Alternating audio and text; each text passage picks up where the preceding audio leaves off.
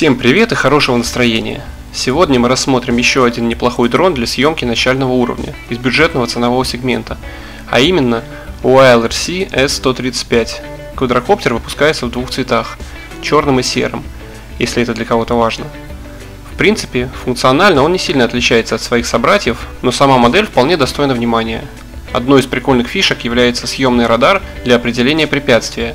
Да, такой девайс сейчас есть у множества дронов такого рода, но радар нашего дрона не постоянно вращается по кругу или на большой угол, а мгновенно поворачивается именно в ту сторону, в которую движется квадрокоптер, и сканирует небольшой радиус необходимого направления, что исключает лишний расход энергии.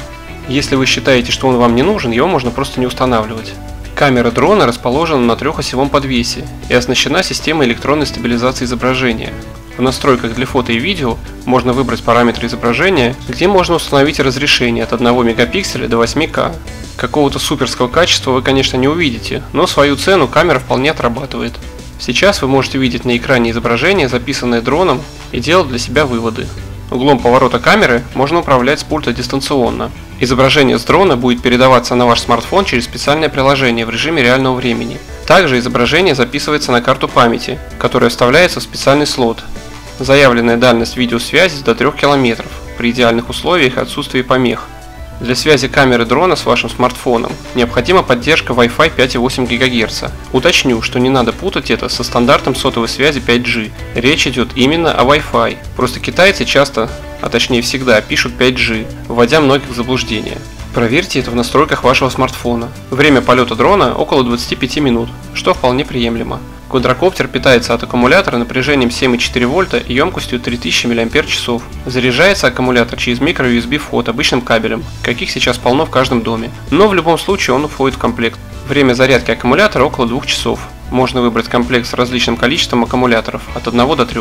Дрон складной, как и большинство дронов такого класса. На головной части квадрокоптера и на лучах находятся светодиоды, с помощью которых его лучше видно в условиях плохой видимости.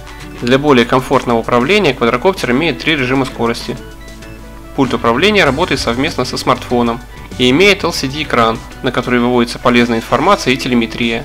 Также квадрокоптер обладает стандартным на сегодняшний день набором интеллектуальных режимов полета. Функция Follow Me или Следуй за мной. Благодаря ей дрон летит за вами на небольшом расстоянии. Очень удобно для съемки в движении и видео селфи.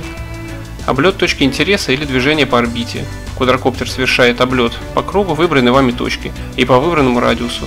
Режим тоже предназначен в основном для эффектной съемки. Движение по точкам. Дрон следует по GPS-координатам, которые вы задали ему в приложении на карте. Return to Home или возврат домой. Квадрокоптер самостоятельно возвращается на точку взлета по вашей команде или по разряду батареи. Он автоматически контролирует расстояние, на которое улетел, и остаток заряда батареи, чтобы в нужный момент вернуться назад и не упасть где-нибудь по дороге. Не могу сказать, что данная модель имеет какие-то ощутимые преимущества перед своими конкурентами, но является вполне качественной моделью и подходит для того, чтобы рассматривать ее в качестве недорогого дрона для съемки видео. Ссылка на квадрокоптер будет в описании под роликом. Если видео было для вас полезно, ставьте лайк и подписывайтесь на канал. Отличных вам полетов и правильного выбора. Пока!